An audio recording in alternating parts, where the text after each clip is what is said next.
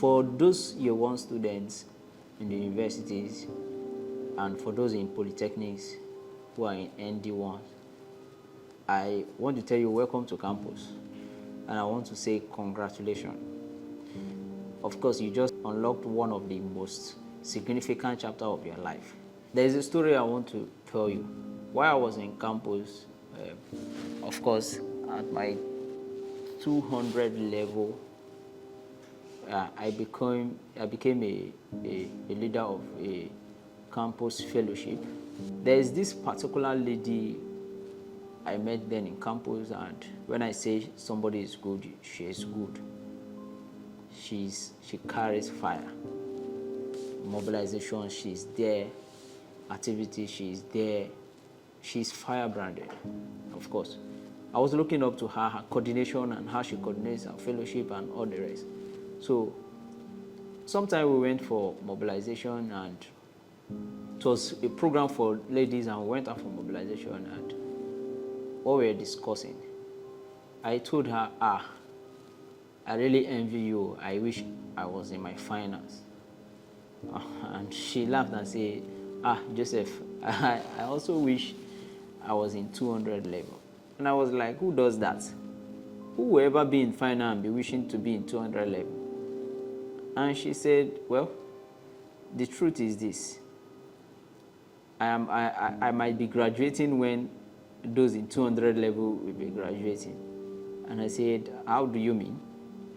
And she said, Joseph, whatever you're doing in this campus, make sure you balance your academies and fellowship. Balance these two things. And I said, I don't still understand. Of course, I understand balancing your academies and fellowship, but then I know you're trying to make a point. So she said that she had a lot of carryovers, and because some schools you're permitted to just write 2 or 3, I can't really remember, but then she had up to 4 extra years. So she's not going to be graduating while others are graduating, and that alone got to me. You know, somebody who had this kind of issue and is still coming out, following us to go and mobilize and all the rest. But then, there are some truths that those ahead of us didn't tell us. And because you're in campus now, there are some truths that a lot of persons will not tell you. Probably you may not be in campus now, or you're done with school, and you have junior ones who are about to enter school. You also need to tell them this truth. I also feel it is important to every student out there who are watching this. Now listen, there are 2 places on campus that you must handle with caution. 2 places, especially as a Christian.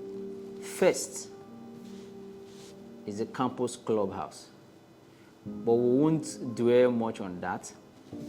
Now, the second place you need to handle with caution again. I know a lot of you will be surprised with this, but it is true. The next place is the campus fellowship. You have to handle it with caution. Yes. Hear me again. Campus fellowship. I didn't say you should avoid. I say handle with caution. Now listen. Your primary reason for being on campus is to study. Every other thing, including fellowship, is secondary. Let's just tell ourselves the truth. The main reason you came to school is to study. Every other thing is secondary. Not unimportant, just secondary. Understand that. Of course, you have to worship God, serve, be on fire, win souls, but don't neglect your books in the name of spirituality. Don't ever do that. I will still tell you about the story, complete the story about the sister. But let me establish this. Now, let me be real to you. God is not an author of confusion, and we know that. A lot of us say that a lot. He won't call you to skip classes He helped you to gain admission for. God will never call you to skip classes He helped you to gain admission for. Of course, if it is God's instruction. You should be able to discern and hear that clearly from God before you do that. Don't let anybody push you into doing what God did not ask you to do. If God gave me an instruction to pray during lecture hours, I know that it is God's instruction. I shouldn't impose it on other persons and say, oh, God spoke and said we should be praying during lecture hours. It is me He gave the instruction. The instruction was for me and not for everybody. So I shouldn't start pushing everybody into it.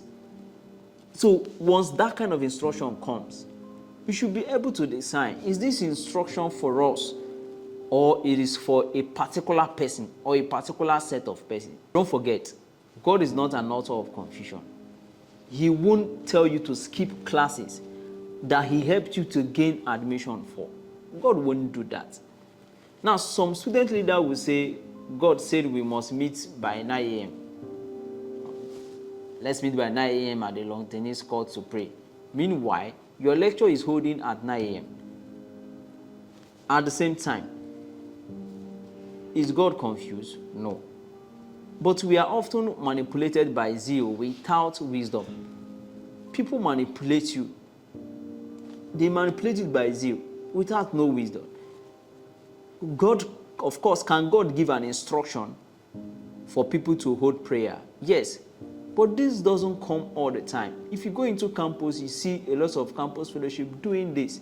Lectures are going on and people are praying, blasting in tongues, doing the right thing at the wrong time. We have to use wisdom while we are doing all of this. Some of them even organize 3-day prayer program on how to blast A's without reading. They do a lot of that. We saw a lot of that while on campus. Now listen carefully. If you like, speak in tongues for 72 hours straight. If you would like, pray for 7 days stretch. My dear brothers and sisters, if you don't read, you will fail. That's the simple truth. If you don't read, you will fail. But does miracle happen? Yes, miracle happens. But then, don't say because there is God and you won't do the right thing. If you don't do the right thing, even the Bible said, I will bless the works of your hands. That is to say, you have to be doing something for God to bless it. So don't say, oh, we have to be burning for Jesus. We have to be praying. We have to tarry. Then your exam is closed. Instead of you reading, you're going there to pray. There is one girl while we're in school. Once it is time for exam, she goes to her church program. She says she wants to go and tarry. I won't mention the name of the church. You won't see her during that exam preparation period. After the exam, after that preparation period, exam day, you will just see her. She will be there for like 1 month, praying, tarrying, doing some assignments that it is God's instruction. Then when she comes back, she will come back with her church stickers.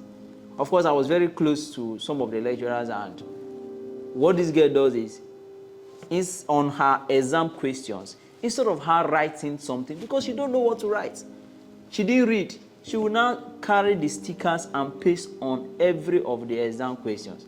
At the end of the day, she had lots of carryover. Right from year 1 till final year, she was having lots of carryovers. People are being misled. We shouldn't mislead these people. We know the reason they came to school. If God gave you an instruction specifically, don't impose it on another person and say, God asks us to do. No, hear clearly. God is not. Let's talk about what they don't tell you. Let's talk about that. Of course, if they don't tell you, I'm going to tell you that. Many of the people that shout God said during lectures graduate with carryovers and extra years. They were firebranded, yes, mobilizers of men, choir leaders, but at graduation, they are nowhere to be found. Meanwhile, the choir sisters who balance Bible study and library time will come out with first class honor. But something is strange. Of course, we believers, we are supposed to come out top in class. But because we have so much value spirituality. We've taken spirituality more important than the academics that brought us there, the reason we came to school. You understand? It's not like spirituality is not important. Yes, pray, serve God, mobilize. But then once it is time to study, study. Even the scripture said, study to show yourself approved. If you don't study, how are you going to show yourself approved? People abandon studying. They don't bother about reading their books again. Every time they are in church, every time they are praying in long tennis courts, every time they are blasting in tongues, they are having tarry nights, praying in tongues, doing this and all the rest, doing series of assignments. When it is time for them to read, some of them don't even go to class. Classes are going on, you are out there preaching. Of course, I am not against that. If it is God's instruction, if it is the reason He brought you to campus, do it. But then, God will not bring you to campus to allow you fail. If you do all of this and yet you didn't graduate with good grades, what is the essence? Our God is a God of excellence, so He expects you to come out excellently well.